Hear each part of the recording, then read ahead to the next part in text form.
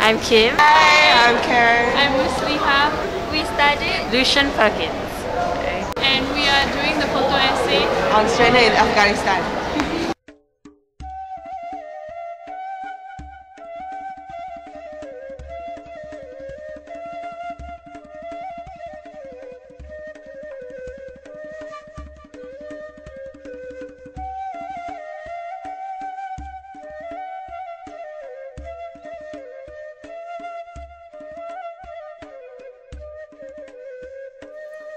Lucian Perkins graduated from the University of Texas with a degree in biology. He later studied photography with Gary Winogrand and worked on the student newspaper as a photojournalist. Perkins has won numerous awards including the Pulitzer Prize in 1995 and 2000, as well as the World Press Photo of the Year in 1995 for a photo he took of a young boy peering out of a bus filled with refugees fleeing in war-torn Chechnya.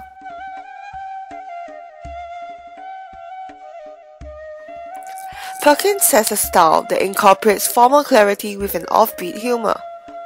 Throughout his years as a photojournalist, Perkins has developed a preference for human interest stories and documents social injustice, war, and how it affects the nations involved. Perkins is known to be a person of morals, ethics, and compassion. Unlike most photojournalists, he does not simply take a photo and leave without doing anything.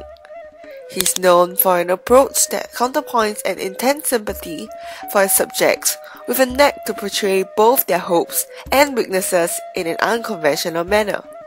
His most significant works include the war in Afghanistan, Kosovo, the 1991 Persian Gulf War, and his photo documentary of a family living in the District of Columbia that illustrated how poverty and crime had affected the families he followed.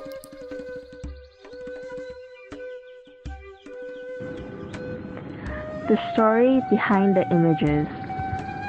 Stranded in Afghanistan depicted the lives of refugees as they escaped certain doom in their hometowns torn by the civil war and devastated by a persistent and dire drought. Lucian Perkins manages to capture the literally unsettling truth about these Afghan refugees as they flee to Pakistan and await their unforeseeable fate.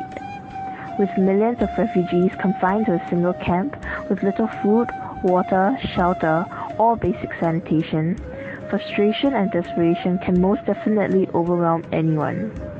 We feel that the main story behind these images is the fact that these refugees are living in a hellish form of purgatory. They can no longer live their lives as they once used to, and instead, the future is determined by fate as they are shuffled around, lost and confused. The destination, a seemingly uncanny version of heaven, lies in their neighbors, Pakistan, Iran, and even India. But the gates to these countries are gradually closing off, and these refugees are once again left with no place to call their own. The camps that they live in, mainly the Jalozai refugee camp, have no way of supporting the greater number of refugees flowing in from within Afghanistan. The lack of aid, local or foreign, have left these refugees with barely enough food and water to get by each day. And with growing tensions amongst the corrupt government and Taliban, not to mention the loss of a once thriving livelihood due to the devastating drought, the future of these refugees seem bleak. The main story, all they really need are the basics to survive, to live, and to call somewhere home. But instead, they are left with nothing. Who and what were behind these faces in transit? We looked through a few photos that can explain to us exactly what lingers behind after Lucian Perkins has captured these snapshots. These traces behind the faces, although present in each photo, might spell a different meaning altogether as we look beyond the surface. While not literally looking behind the objects in question, the faces of transit in Lucian Perkins' Stranded in Afghanistan are the families, the old and the young, the men and the women, who leave their footprints in these refugee camps. As they struggle to survive on a day-to-day basis, it appears that the stress and frustration has taken a toll on everyone. The challenge of getting through each day has turned from a once simple and mundane task to one of great difficulty. The partially hidden face of this old lady is subtle and undramatic, yet it shows the audience exactly how tired and saddened she is by the situation. And having to endure this squalid lifestyle with an innocent toddler in hand, this only spells the cruel truth of the refugee camp, that no one is spared. In this second photo, we see that the stress and chaos amongst the refugee camp becomes almost unbearable. Hands outreached, the refugees begin to feel angry, demanding that food and water be given to them. Unbeknownst to them, aid has already dried up, and the Pakistani government is unable to further take care of these Afghan refugees' needs any longer. He knows that there are resources out there, and despite his frail stature and old age, he still manages to question the people that run the camp. But behind his anger, fear actually exists. The fear of starvation, and ultimately, the fear of dying in such a terrifying environment. In this overcrowded refugee camp, this saying holds true. We don't actually fear death. We fear that no one will notice our absence. In this third photo, we see the pleading looks of the refugees as they attempt to cross the border to a place with jobs, food, water, and homes. As much as these guards want to lend a helping hand, they can only reluctantly push back the refugees who attempt to squeeze their way into the holding area for food and water.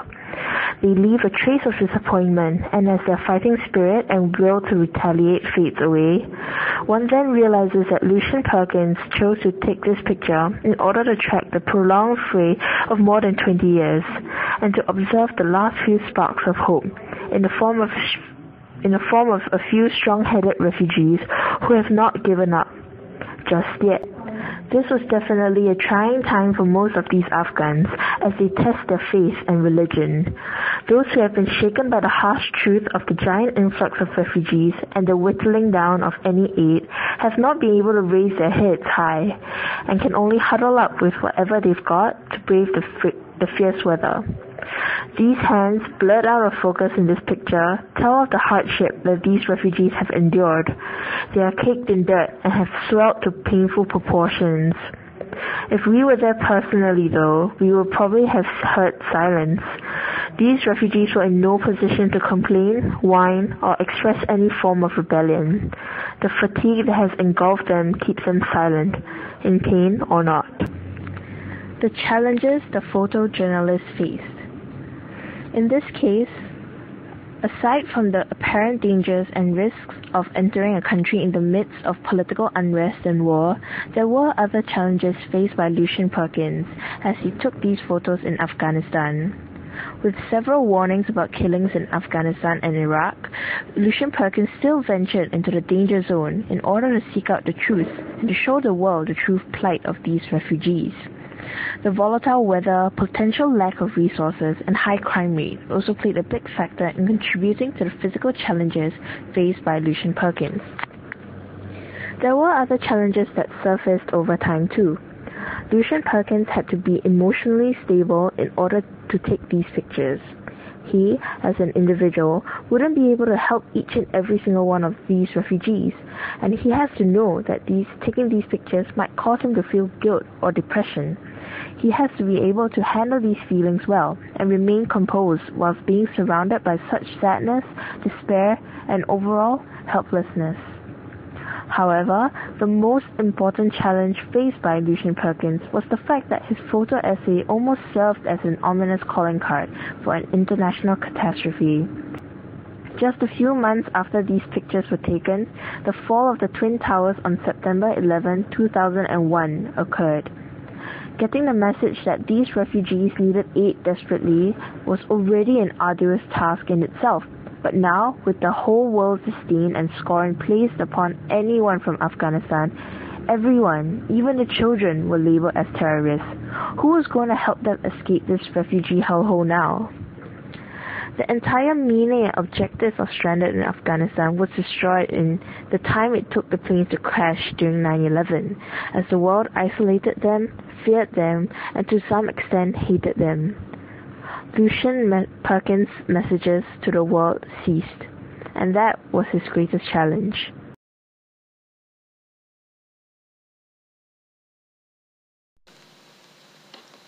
This is the lead photo of Stranded in Afghanistan. The image is blurred, illustrating the plight of refugees, how they are often forgotten and fail to receive aid. This blurry effect also speaks greatly of how moral values are blurred and no longer black and white during the war, and how there are numerous grey areas. The juxtaposition between the lone man and families behind him seems to say that despite having families, the self comes first in such situations. This is the essence of survival of the fittest. Even though the refugees experience this plight together, the juxtaposition highlights how in the end they are alone together.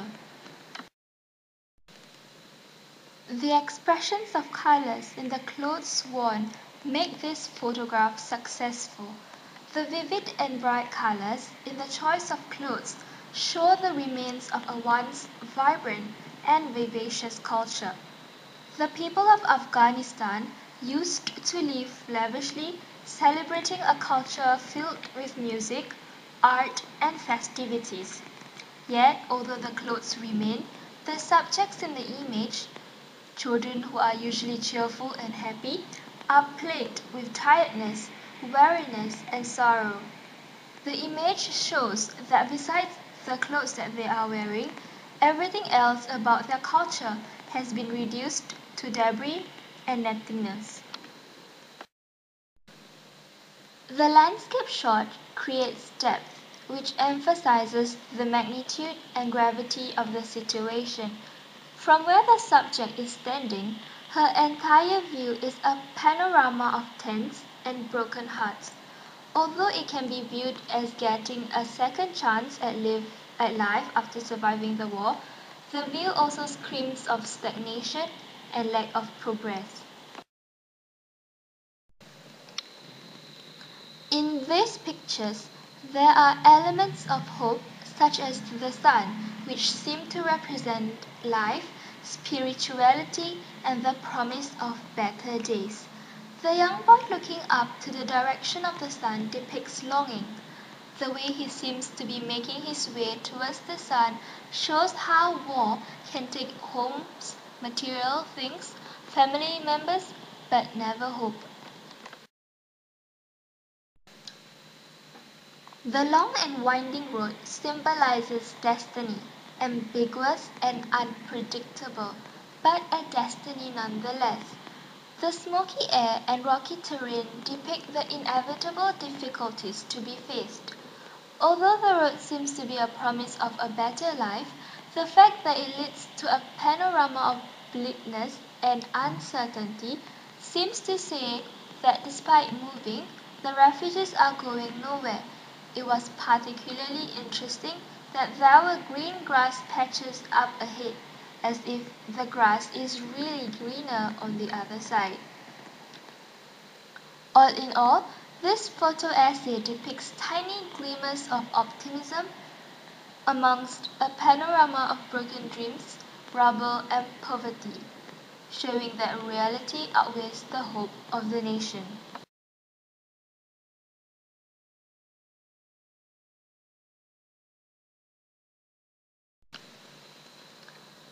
These images do not return like a silent echo or leave a lasting impression on us.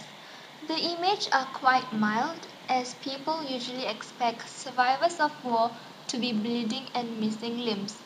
The pictures are not gripped in the sense that unlike pictures of war, there is no blood, gore and death in this photo essay. The sufferings are not blatantly apparent, and we sense a certain degree of ambivalence and ambiguity towards the images. Is Perkins showing the strength and resilience of the refugees who carrying on living despite all they have been through, or is he portraying them as victims who were unlucky enough to survive the war, thus being forced to face the devastating aftermath of a civil war? Or perhaps Perkins was simply attempting to raise awareness of the plight of Afghanistan a relatively unknown country before 9/11. This image illustrates the vagueness of the situation.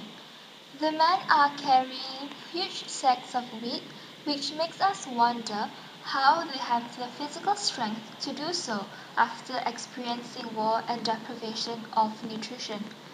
This possibly could also show how the human body is pushed to extreme limits in an attempt to survive.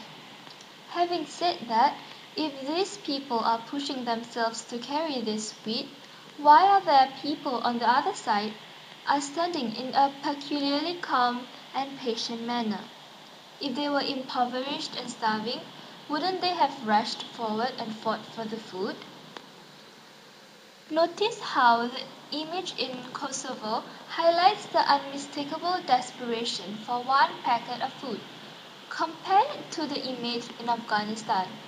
The lack of desperation illustrates the ambiguity and ambivalence of the photo essay and why it does not have a conspicuous and unified message which speaks out to us.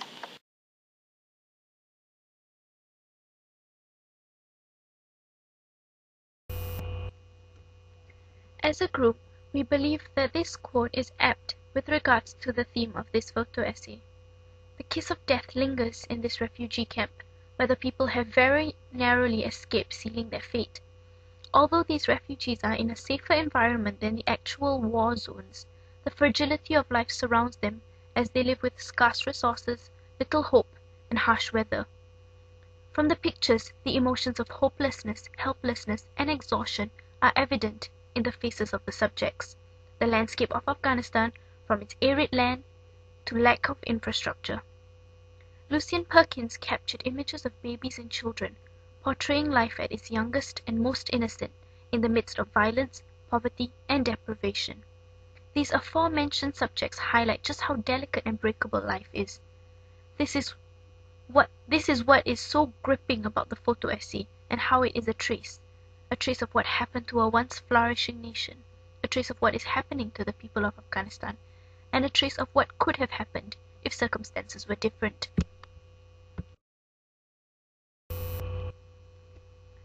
Once the photograph is taken, the moment no longer exists.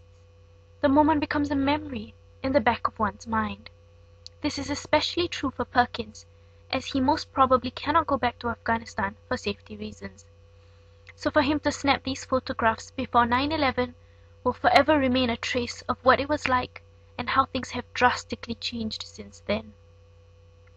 Despite being captivating, this photo essay did not leave a great impact on people around the world. Few actions were undertaken to alleviate the harsh conditions in Afghanistan.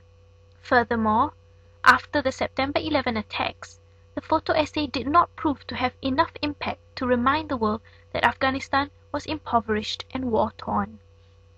People from around the world stereotyped the country as the breeding grounds for terrorism and evil, despite the existence of this photo essay depicting children with empty food bowls and men pleading for food. Thus, it is safe to say that the conditions in Afghanistan have not improved, but have worsened over time.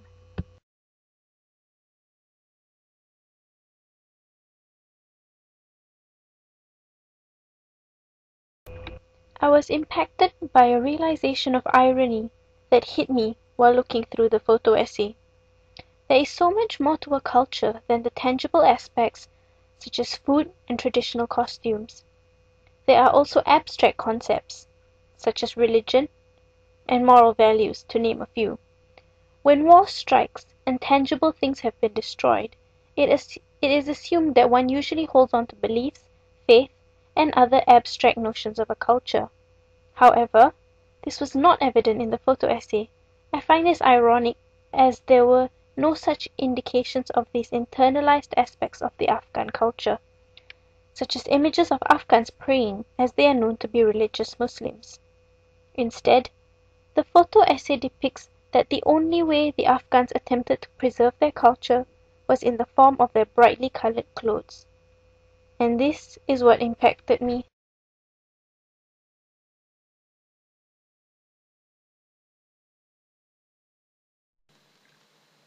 Looking through Lucian Perkins' photo essay on Afghanistan, it impacted me how he had little to work with to make an entire photo essay, but still able to get a certain message across. He has the skill to work with almost nothing. Unlike gory pictures of war that would have immediately caught my attention, his photos in this essay are less unique and visually compelling, as they show people who are still surviving, relatively a normal sight. However, Lucian Perkins managed to capture the landscape of bleakness into pictures which symbolizes hope and longing. These few pictures are the ones that have impacted me most. Although not so much on the plight of the refugees, those pictures reminded me that if people who are still struggling to survive have no apparent destiny still holds on to hope and faith, I should be more inspired to determine my destiny and achieve my goals. His message to me through this photo essay was motivation.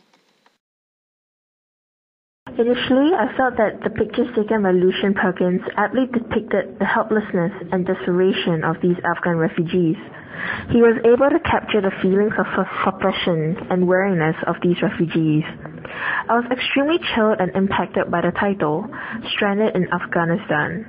With the complete knowledge that they are unable to remain in their precious homes, they travel towards the border in search of a safer environment, one where they can raise their families without facing horrendous acts of terror daily.